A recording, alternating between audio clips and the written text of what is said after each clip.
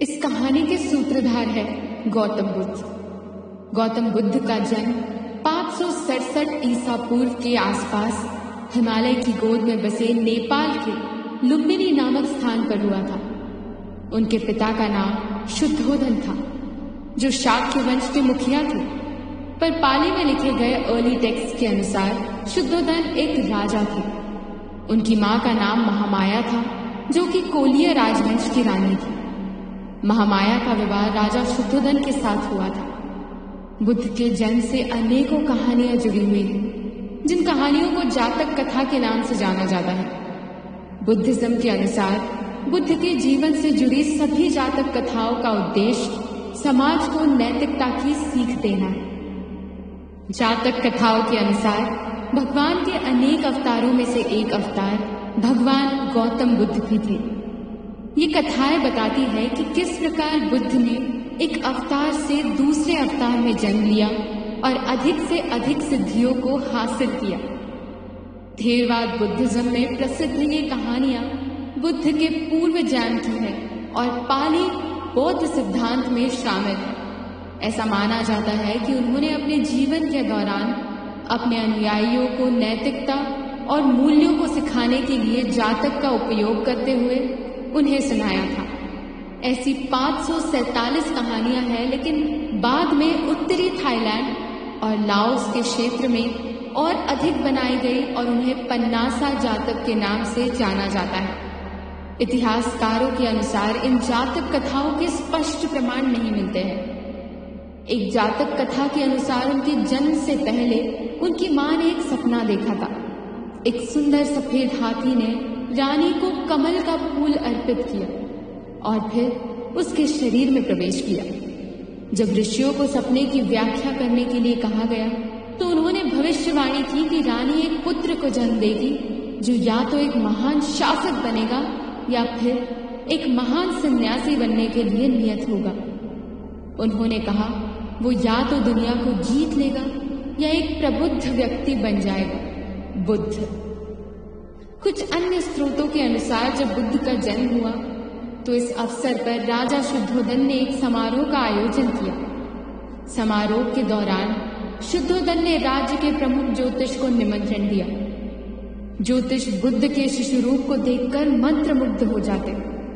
जब एक सबसे अनुभवी ज्योतिष ने बुद्ध के ग्रह नक्षत्र देखे तो उन्होंने गणना करके बताया कि महाराज, शाक्य कुमार की दो ही गति है, या तो वो एक महान शासक बनेगा या फिर एक महान सन्यासी।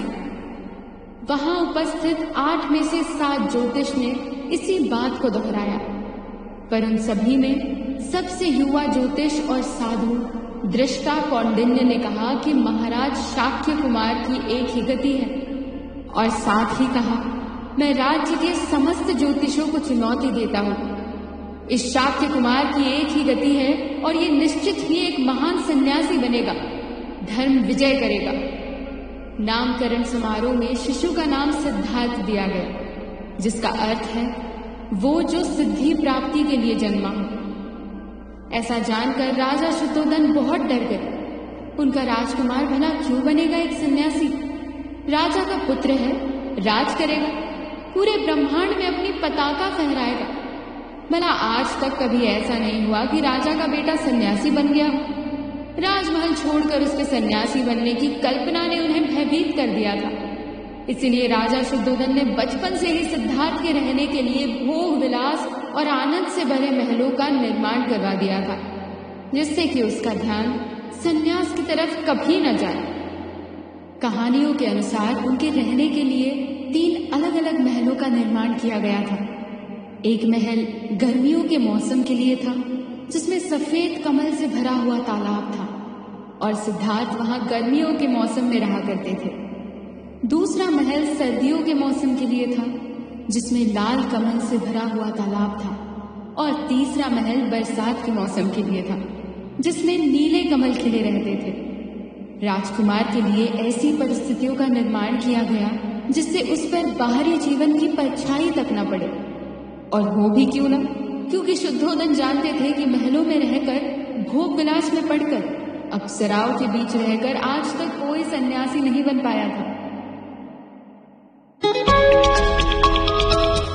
सिद्धार्थ के पैदा होने के 7 दिन बाद ही उनकी मां की मृत्यु हो गई थी, जिसके बाद उसका लालन पोषण महामाया की बहन महाप्रजापति गौतमी ने किया।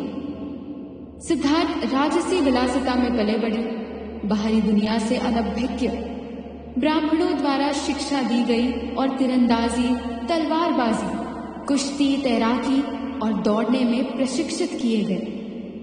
जब सिद्धार्थ बड़े हुए तो उनका विवाह यशोधरा के साथ हुआ। सिद्धार्थ की पत्नी यशोधरा ने एक पुत्र को जन्म दिया, जिसका नाम राहुल रखा गया। विवाह के बाद सिद्धार्थ बाहरी दुनिया से अधिक ही दूर हो गए और राजा शुद्धोधन अब इस बात से स्वस्थ हो गए कि अब सिद्धार्थ का सन्यासी बनना असंभव है। और जैसा कि हम आज कह सकते हैं, उसके पास सब कुछ था, जिसके कारण उसका ध्यान बाहर की दुनिया में नहीं जाता। राजा शुद्धोधन उसके हर कार्य की जानकारी लिया करते और समाज की परछाई तक उस पर ना पड़ने देते। और अब तो शुद्धोधन को भी यकीन हो गया था कि ऐसे आनंदमय जीवन बिताने के बाद उसे छोड़ना किसी भी व्यक्ति के लिए बहुत मुश्किल होता है। ये सब राजा के मन के अनुसार तो अच्छा था। राजसी परिवार के हिसाब से सब कुछ ठीक चल रहा था, पर उस समय के सबसे महान व्यक्तियों में से एक सिद्धार्थ अभी समय के अनुसार नहीं थे, क्योंकि उनकी नियति में तो बुद्ध बनना था, जो कि अभी तक हो नहीं रहा था। अगले एपिसोड में जानेंगे आखिर ऐसा क्या घटित हुआ जिसने बुद्ध को राजमहल को छोड़, सुख सुविधाओं को छोड़, अपने परिवार को छोड़, कष्टों से भरे जीवन के सबसे कठोर मार्ग संन्यास को चुना।